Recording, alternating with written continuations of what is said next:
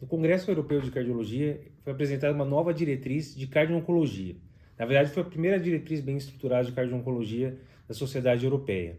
E, na verdade, não tem tanta diferença em relação à diretriz brasileira de cardio-onco. Tem alguns pontos que eu vou discutir aqui. Mas, em linhas gerais, o que traz de importante? Primeiro, eles comentam que todo paciente que vai ser submetido a um tratamento oncológico deveria passar por uma avaliação de risco. E como que a gente vai avaliar esse risco? Eles colocam umas planilhas específicas para cada tratamento oncológico, para cada quimioterapia que vai ser utilizada. Então, essas planilhas são apresentadas lá na diretriz e eles colocam de acordo com quimioterapia, com radioterapia e de acordo com alguns fatores do paciente. Então, a idade do paciente, o sexo do paciente, se o paciente já tem alguma doença cardiovascular, se o paciente tem algum fator de risco a mais, se ele é tabagista, se ele é diabético, de acordo com os exames que ele vai apresentar no início do tratamento. Então, tem alteração de eletrocardiograma, tem alteração de ecocardiograma, tem alteração de biomarcador. Tudo isso vai determinar qual que é o risco desse paciente. Por que isso é importante? Muitas vezes o paciente nem chegou no cardiologista ainda. Às vezes está lá só com o oncologista. Se o paciente for classificado como alto risco ou muito alto risco de evoluir com cardiotoxicidade, esse paciente precisaria passar com o cardiologista. E daí, passando com o cardiologista, a avaliação inicial que é sugerida são basicamente esses exames, eletrocardiograma e ecocardiograma. Aí eles pontuam de preferência para fazer um ecocardiograma 3D para avaliar a fração de ejeção, que seria superior ao 2D. Pedir biomarcadores, então fazer um NT-proBNP ou BNP e troponina, porque pode ser importante no segmento, além dos exames gerais. Então, avaliar glicemia, hemoglobina glicada, função renal, colesterol total e frações.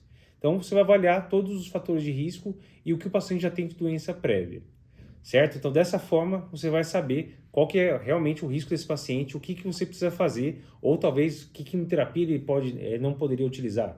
Então, é importante fazer essa avaliação inicial.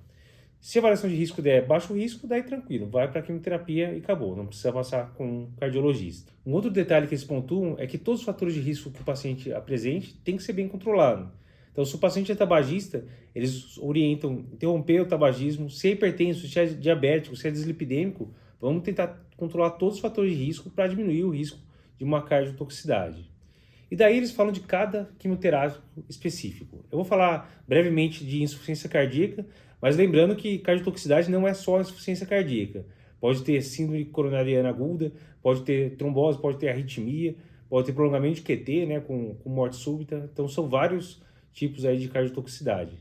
Em relação a IC, eles colocam uma planilha dividindo o IC sintomática e assintomática. Das sintomáticas, ele coloca em leve, moderado, grave ou muito grave. Então, muito grave é aquele paciente que está instável, está precisando de inotrópico, está pensando em ir para transplante. Grave seria o paciente que evoluiu com disfunção e precisou de internação. E moderado seria o paciente que começou a tratar IC e precisou de aumento de diurético.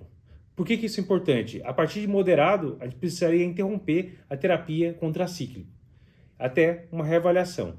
Entre os assintomáticos, eles pontuam mais a fração de ejeção. Então, a fração de ejeção menor que 40% seria uma disfunção grave.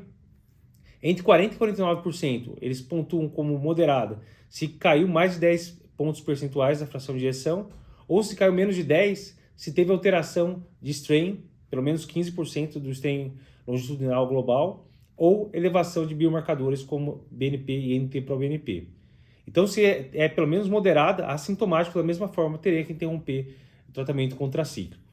E tratamento para IC vai ser o clássico que já tem bastante evidência, que a gente já sabe, que seria IECA, o BRA e beta-bloqueador, para a gente utilizar para esses pacientes. Tem a opção de usar um dexarrazoxano, que é uma medicação que para pacientes de alto e muito alto risco de cardiotoxicidade com antracíclico também seria indicado. E uma novidade que a gente tem também é em relação ao uso de estatina.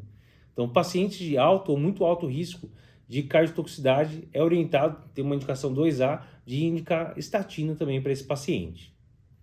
Fora antracíclico, eles comentam de todos os outros, né, mas não foge muito do que a gente já sabe. Então, fluoropyrimidines, o problema principal é síndrome coronariana aguda.